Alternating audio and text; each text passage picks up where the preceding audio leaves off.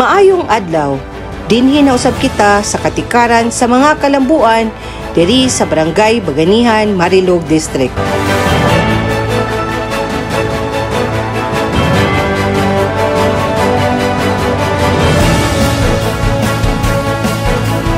Ang Barangay Baganihan adunay 1,507 ka mga lumulupyo base sa census sa tuig 2020.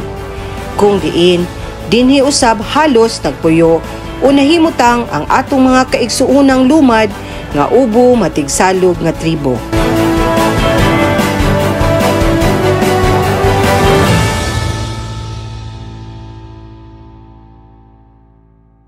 Sa atong pagbisita sa maong barangay, atong nakahinabi ang ilang kapitan nga si Kapitan Alan Angit.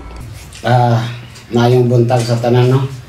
Kami ang Barangay Baganihan banan sa mga katawhan ug pasalamat sa mga proyekto nga nahatag sa nasyonal pinaagi ni Congressman Isidro Ungab ni Yoyo ug sa City Government of Davao.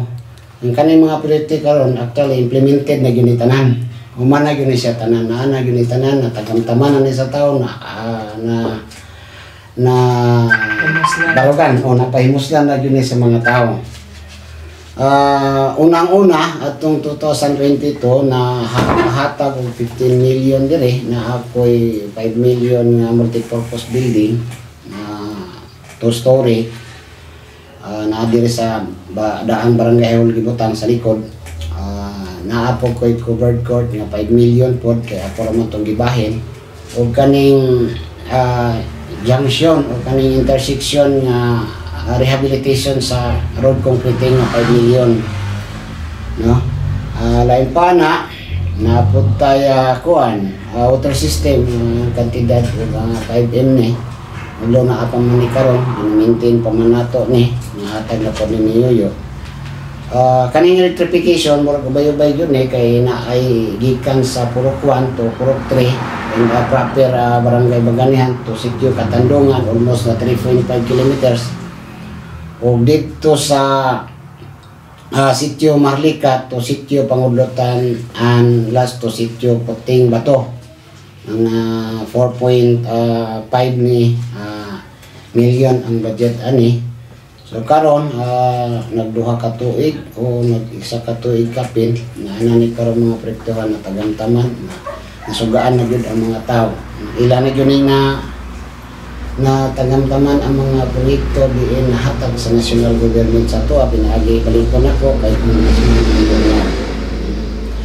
O kaning wan pa naapay sitio panuhuran kandidat og 1.5 billion na electrification yan ang mga kani karon. Kadaghan ng proyekto nga nahatag ni Congressman, mapasalamatun kayo ang mga katawan sa barangay, no? Labanan sa Barangay Council, sa Barangay Baganihan, na walay puas na pagtabang ato sa katawan ang atong Congressman. Wala ginaingon ba nga, layo na tan-abtan, pero daghan pa tao, kakulangan, no? Kakulangan para sa mga tao. Pero, ang kausaban sa barangay nga nahatag ng mga proyekto dako na yung kausaban.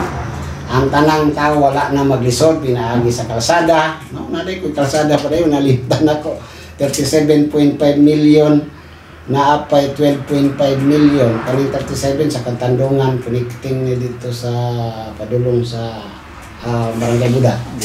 Oo, napo ko 12 million nga gikan dito sa Puting Bato to Sitio Kinawayan. Naapog katong rehab na ko ganina nga 5 million ano to siya nga kung building, no? Akani, no, nagpasalamat jud ang mga tao sa ilahang gibate kay kaniya to medyo lisod-lisod jud. Walay kalsada, walay kuryente, walay tubig, perting paita. So pinagi sa atong pagpaningkamot, pagpangayo, ug gihatagan ug pagtagan ang among gipanghanyo, pinaagi sa resolusyon sa council nahatag.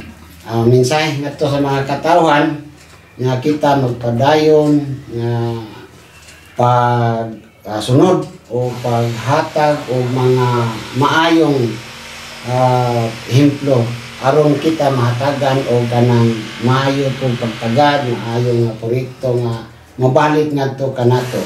Kay Konsehal Abit o kay Congressman Ungab, no, kahatag o maayo nga pagtagad, maayo nga resulta.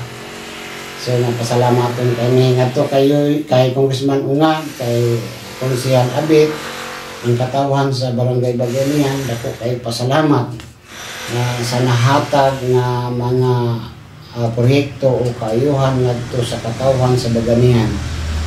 Ang pagpaningkamot sa mag-igsuong Congressman Isidro Ungab o Konsehal Alberto Ungab nakita gayod ni Kapitan Angit tungod dako na ang kausaban ug daghan ng natabangan. Salamat o maayong buntag.